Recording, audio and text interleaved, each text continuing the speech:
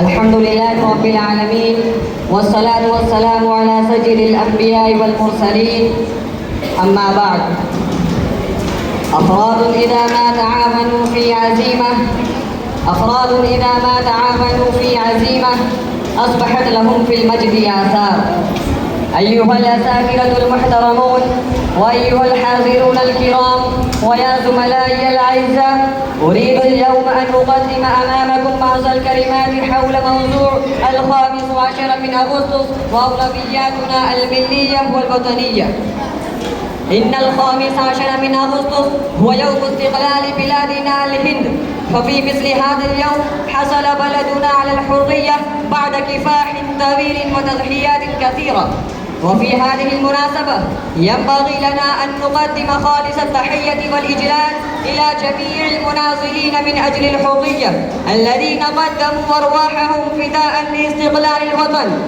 إن الإسلام يعلمنا حب الوطن، ومن واجبنا أن ندعو لأمن وطننا وتقدمه وازدهاره، وأن نحترم قوانينه، وأن نحافظ على الأمن والنظام، وأن نكون مواطنين صالحين لوطننا. أيها الإخوان، إننا مسلمون، ولذلك فإن في حياتنا مسؤوليتين عظيمتين: المسؤولية الملية والمسؤولية الوطنية.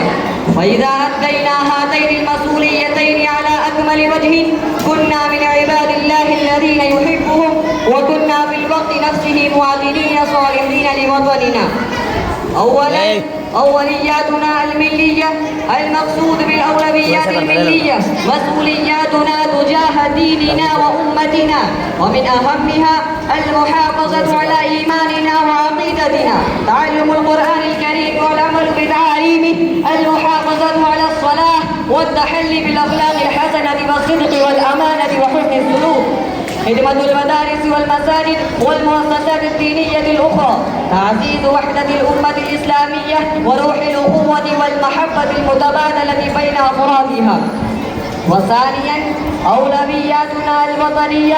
وكما نحب ديننا ونعتز به، فإن من واجبنا أيضا أن نحب وطننا، ولذلك ينبغي أن تكون الأولوياتنا الوطنية كما يلي: أن نحب وطننا الهند ونحرص على أمنه واستقراره، وأن نتقدم في مجال التعليم، وأن نحقق أفضل الأداء في كل مجال، أن نهتم بالنظافة والنظام والالتزام بالقوانين، أن نتجنب الطائفية والكراهية والبغض والفساد، أن نعامل جميع المواطنين بالعدل والنصح وحسن المعاملة. يا زملائي الأعزاء، إذا أدينا مسؤولياتنا الملية والوطنية بإخلاص فإننا سنكون مسلمين صالحين وطلاب متفوقين ومواطنين صالحين، سنرفع اسم ديننا وأمتنا ووطننا. إن طالب المدرسة لا يصير عالما بالدين فقط، بل يصير أيضا إنسانا ذا أخلاق فاضلة وشخصا أمينا ومواطنا محبا لوطنه وخيرا للإنسانية. ينبغي لنا أن نقدم من أخلاقنا وسلوكنا نموذجا حسنا حتى يتعرف الناس على جمال الإسلام من خلال أخلاقنا ومعاملاتنا. قال الله تعالى: إن الله يأمر بالعدل والإحسان. وقال رسول الله صلى الله عليه وسلم: خير الناس أنفعهم للناس، أي أفضل الناس من كان أكثر نفعا للناس. وليكن عزمنا أن نكون مسلمين أفضل، وطلابا أفضل، ومواطنين أفضل، أن نساهم إسهاما إيجابيا في تقدم وطننا، أن نقدم من خلال أخلاقنا وسلوكنا التعريف الصحيح بالإسلام. نسأل الله تعالى أن يمن على وطننا بالأمن والتقدم والازدهار، وأن يوفقنا لخدمة الدين والوطن.